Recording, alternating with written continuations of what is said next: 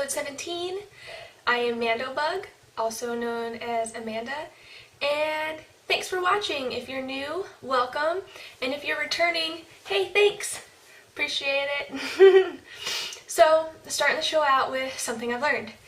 This week, I learned how to do cables without cable needles, and it's a little scary. I do have to say that, so I don't recommend attempting this unless you have at least an understanding of how to pick up drop loops, because that might happen using this technique if you're not careful.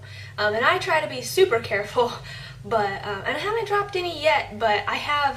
Here, I'll show you what I'm working on, which is why I learned how to do it. So, hey, I'm super excited.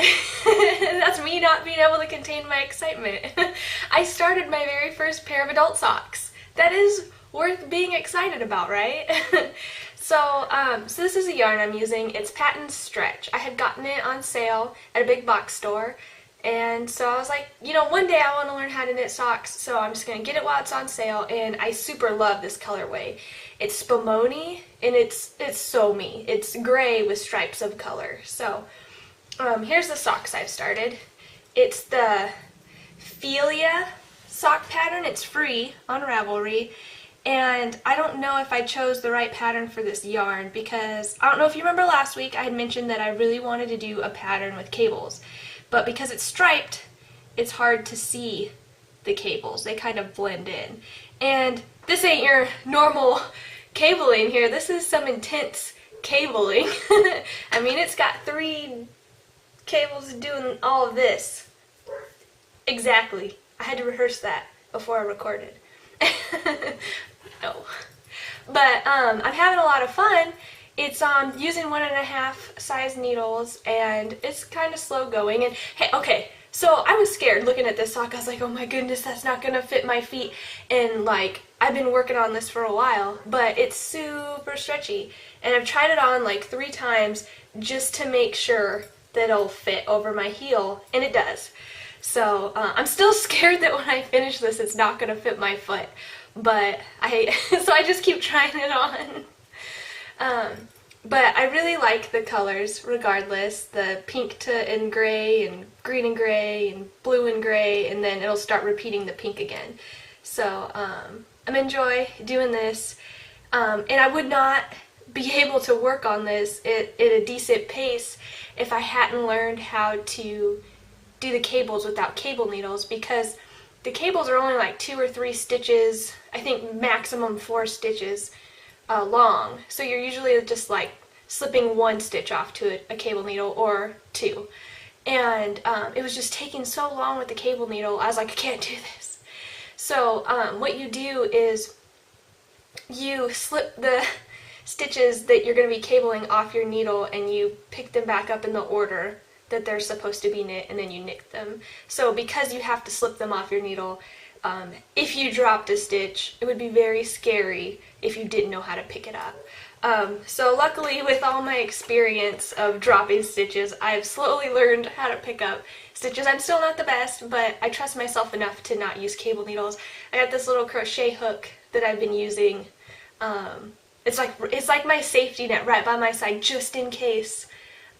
So yeah, these Philia socks. I'm not sure if that's how you say it. Of course, I'll link to it in the show notes. There's a link in the YouTube description that will take you back to my blog, where I'll have linked show notes, so you can find the pattern and decide how you think it should be pronounced. But so, moving on to other works in progress. So I'm working on those socks. I have been doing a lot of spinning this week. I don't know, I just hadn't really done it a lot lately, and I think I was just being drawn to it. So I got my first single spun of my Olive You Merino. This is, I'm trying to spin it so that it makes a light fingering weight yarn. I'm using a single strand from my Malabrigo sock yarn as kind of a guide. Let's see if you can see it on here next to my singles. So, I mean, I underspin, or not underspin, but I'm spinning a little too thin in places and a little too thick in others, but the goal is to get something around light fingering weight. That's why I was shooting for light, because I figured it might be a little fatter and I'll end up with fingering, which is the goal, some kind of fingering weight. So I'm going to be applying it just a normal 3-ply. So I'm spinning them all clockwise, and then I'm going to apply them counterclockwise. So I slipped my first off onto a needle because there's a lot of yarn on here. Like, I'm going to have a good amount of yards from this spinning that I'm doing, and I was too lazy to unwind it off onto my bobbin, so I literally just slipped it off my spindle onto the needle. And that's something else I wanted to mention. So I've started spinning my second single, I guess you could say, on my trindle. And originally I had started spinning this on my other spindle, but it was too heavy, and about halfway into this I was like, I couldn't spin it because the spindle would just overweigh and it would just break. And after about 10 times of it breaking, I was like, this is enough!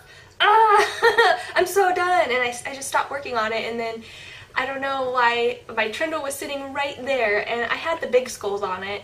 I don't know why I didn't think to just transfer it, so I transferred, when I was halfway through this, I just transferred it onto the trindle and finished it.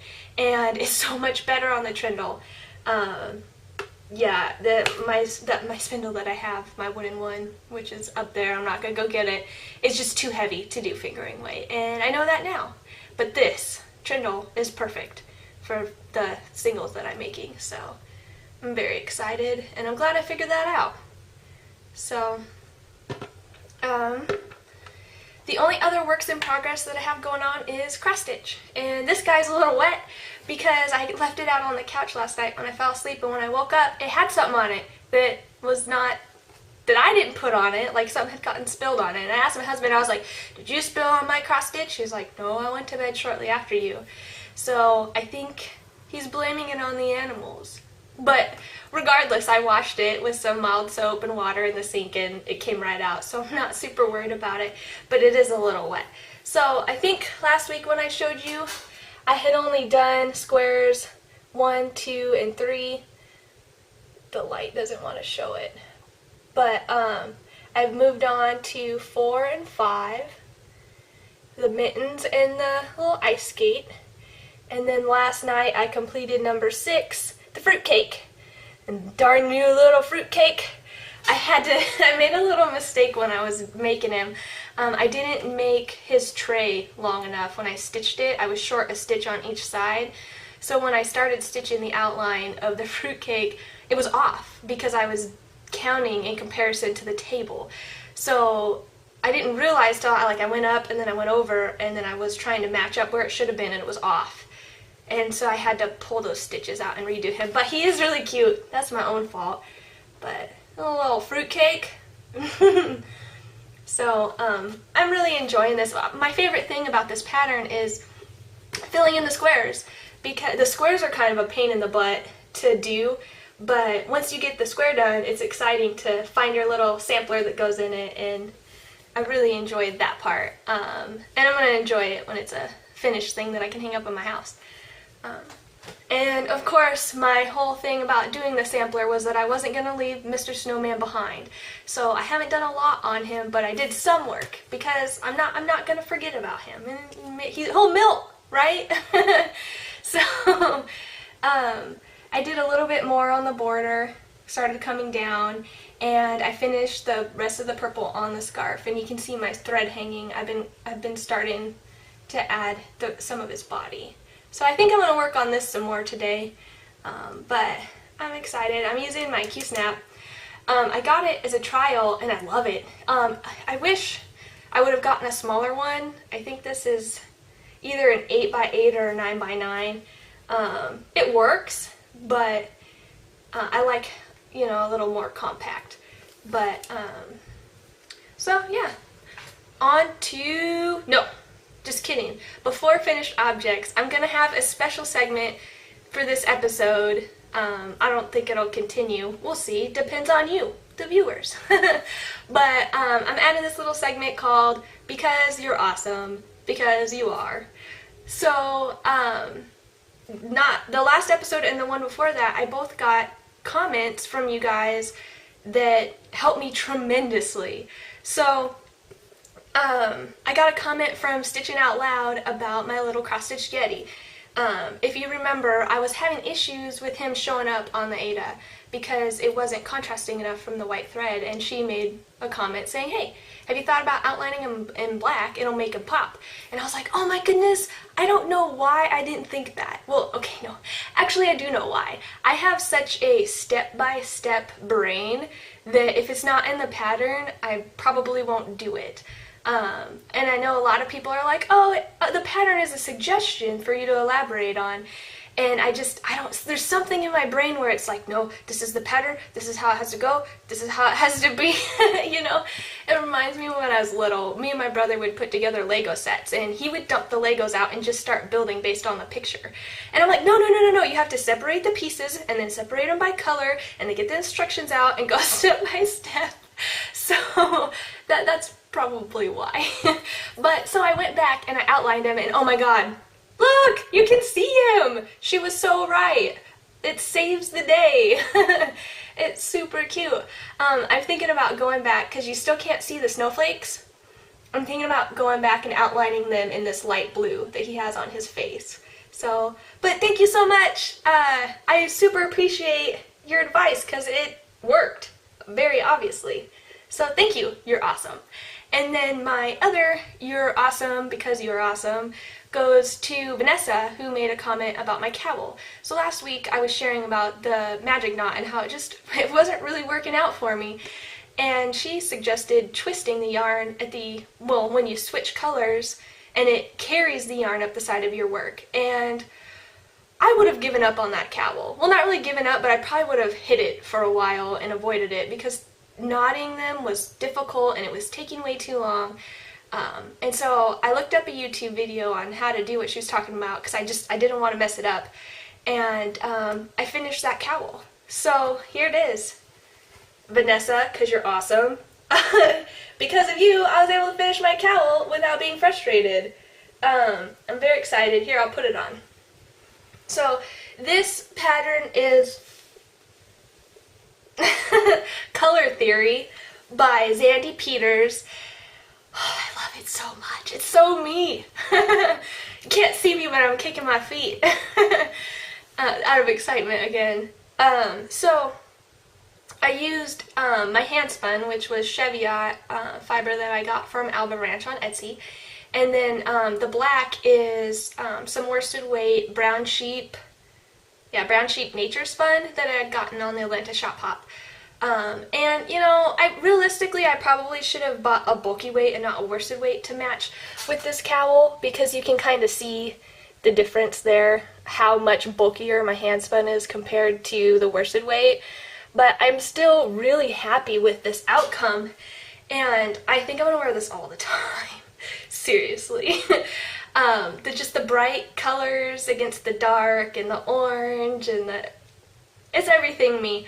So it's an awesome pattern. It was a free pattern. Here, I'll take this back off so I can show you the edges. Let's see. I gotta figure out which end it was because I was only switching colors on one side. Here it is. So you can see here was the edges that I was knotting the yarn, doing the magic knot. And then here is the end where I was twisting the yarn up. Look at that difference. Look at that. Thank you, Vanessa. You are awesome. So I really appreciate you guys giving me advice and helping me out, because, you know, I may be, you know, making these videos, but I am in no means an expert. Even as long as I've been crocheting, I'm not a crochet expert, and I'm always up for learning new things. And you know, it's that moment where you're like, I know everything, where really you know nothing. Just by saying that statement, it means you know nothing. So thank you guys so much. I really appreciate it. So that's one of my finished objects. So segueing into finished objects, I guess, I have finished an object that you didn't see me start because I was that excited about it. So I had seen this pattern knit up by Lindsay, you know, my friend who's got the Knit One podcast, And I just loved it. She had knit it for a friend, and then she loved it and knit it for herself. And I just watched her and admired her, and I finally had to get it and make it. So this is the Chelsea Market hat right here. And it's one of those single cabled hats. Just the one cable. And I knit this using size 6 for the brim, size 9 for the body.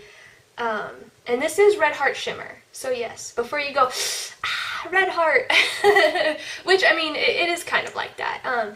This was on extreme sale. It was over 50% off when I got it, and it had glitter. You know, that, if you haven't noticed by now, glitter is something that I'm just like, have to have.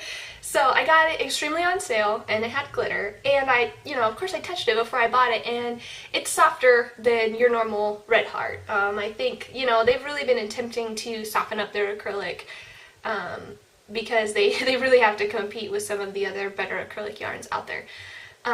My one downside to it is it gets kind of fuzzy. I don't know if you can tell in the camera, you can't really tell, but it gets a little fuzzy, and I've only washed it once, so... Will I buy it again?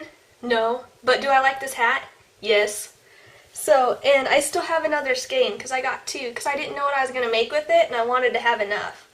So, the hat is meant to have just a little bit of slouch. If you knit it with wool, you can give it, quite a bit of slouch. But I used acrylic, and it is what it is. But I really do like this hat. I love it so much that I'm actually going to adapt the pattern a little bit. I don't want to say anything because this is not a free pattern, and I don't want to give it away, but the rest of this hat here, the pattern that it's knit in, I'm going to adapt that into a cowl so that it matches, because I do have leftover brown, this is the chocolate colorway, I do have leftover sparkly chocolate, and yes, hat cowl. Gonna happen. So yeah, it's my finished objects. Moving on to check it out. So this week I want to share a technique. Well, technique slash style slash, I don't know what category it specifically fits into, but I was watching the Knit Girls podcast because I love podcasts, and they were talking about this thrummed hat, and I was like, what is thrumming? I have no idea what that is. I guess there is a thrummed hat knit along going on in the Made in America thread on Ravelry, or group on Ravelry, and so I had to go check it out. And apparently thrumming has been around for a while, and I've just never heard of it, and so maybe you haven't either, so I thought I'd share it. So what it is you take raw fiber and you break off a little piece, and then you bring the 2 ends together, and then you roll it to kind of felt it together a little, and then you knit with it. And what this creates is like poofy fiber in your fabric. So a lot of the times people will knit mittens, and the inside of their mittens will be this raw fiber that's just so warm. Or they'll do it with a hat, so the inside of the hat is all this raw fiber, and it's just ridiculously warm. And I'm so gonna do that. I am like super inspired. I was like, whoa, moment, here we go. Time for me to run off and do something crazy. Not that it's crazy, but I've never done it, and I don't know, I have a thing for learning new stuff if you haven't noticed yet. So maybe I'll insert a picture here to show you at least the picture of the thrummed hat, because that's one that I specifically want to make for sure. And then if I like it, maybe I'll move on to mittens. So if I insert a video, it'll be right here. If not, sorry, maybe I'll insert a link into my video notes for you to go check it out, because I normally do for my check it out segment. So yeah, thrumming, too cool, too cool. Moving on to current events. So this upcoming week is the last week of Nerd Wars, and I haven't touched my dissertation. Oh, I'm such a bad teammate. Have you ever just been uninspired to work on one of your projects? That's what happened to me. Like, I don't know, I just lost my inspiration to work on it. Not that I don't like it, not that I wasn't enjoying it, not inspired. I'm more inspired by other things right now, so I just haven't touched it. And normally that doesn't bother me, but I think the Nerd Wars timeline, that I have a deadline with it, is what makes me feel bad, because like I said I would do it in a certain amount of time. It helps my team gets points, but then again, Nerd Wars is all for fun anyways and shouldn't be stressful, so I slightly feel bad, but it's not like I can't sleep at night. So after that, you won't hear any more from Nerd Wars for me, because I think that one round was good. Maybe I'll join it up again in the future, but I'm done with that for now. Well, when it ends next week. So, and then if you probably have already heard, but I did decide to do a giveaway. Woohoo! Giveaway! It's very exciting because it's an awesome prize. So I wanted to give away a prize for the new year because you guys are awesome and you deserve a prize, and everyone should celebrate the new year. It's definitely symbolic in many ways. And so I was browsing around like, man, the new year, what does the new year bring? It brings a lot of stuff. And I had noticed on Etsy there was a shop, the Sunrise Fiber Company, and they were, for the new year, which I'm sure most clubs do have a new year coming. We all have a new year coming. Okay, let's see how I can say this correctly. I don't know, just in celebration of the new year, I want to give away a 1-month subscription to their yarn club, and it's the dessert yarn club. So you get a yarn, and I'm giving away the subscription, and you have a choice of different bases. I put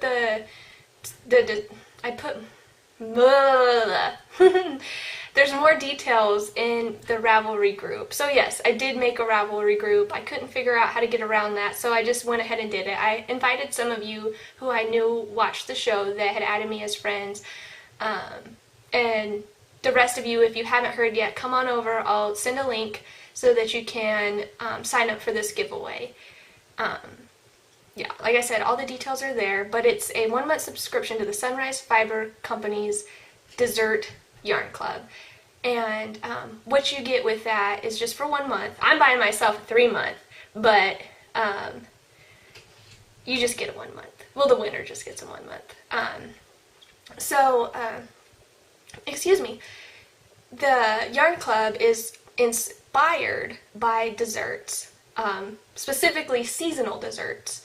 So she's got pictures up on her Etsy of previous yarns that went out, but you get not only the yarn that's inspired by the dessert, but a recipe to make the dessert, and then a little surprise. So I thought that was the coolest thing ever. You get a yarn inspired by a dessert that you now have the recipe to make. So you can make the dessert, eat it, and then make something with the yarn. How cool is that? So, trying to see if there's anything else that I wanted to tell you guys about it. Oh, the rules. So really, just go onto the giveaway thread. There's 1 entry per person. You have to be a member of the group, and you just have to leave a comment. So this is not I'm not very strict about what you say. The suggestion is that you leave your New Year's resolution as your comment. Or if you don't do New Year's resolutions, then you can just say you don't do New Year's resolutions. It doesn't have to be about crafts. It doesn't have to be, more personal than you want to share. It's really just to get you in there so you're entered in the prize for the new year. So if you've already entered and you were worried that your comment wasn't right, don't worry. It's good to go. I love to read your guys' New Year's resolutions too. It's very inspiring. So, yeah, giveaway. I will be drawing for the giveaway on New Year's Day. So I don't record normally on Wednesdays. I'm just going to make a short separate video of just the giveaway winner. And I'll go ahead and post that in the group and link to the video so that we can get you in for the subscription so you can get January's yarn. She said they normally send out by the middle of the month, so as long as we can get the winner's information to her by the middle of the month, you should be good to go.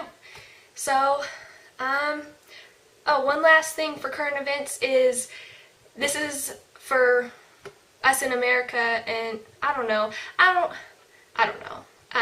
Christmas is coming up.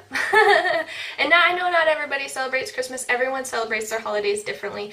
But normally, this upcoming week before I record again is kind of the end of the holidays for everybody. So I just wanted to wish you a happy holidays, however you choose to celebrate or not celebrate it. That's just me spreading love. So, final category here, we got upcoming events. So next week, the day after Christmas, the Mystery Knit-Along Tentacle by Lily Go starts, and I'm really excited. I've showed you guys my yarn and my beads, and if any of you are joining along, feel free to share it in the Ravelry group. I'd be really excited. If not, you guys can just kind of watch me my progress, but it'd be more fun if you joined. It's a textural lace cowl, so woohoo! Pretty excited. And that's all I got this week. So have a good week, and I'll see you next week. Bye, guys!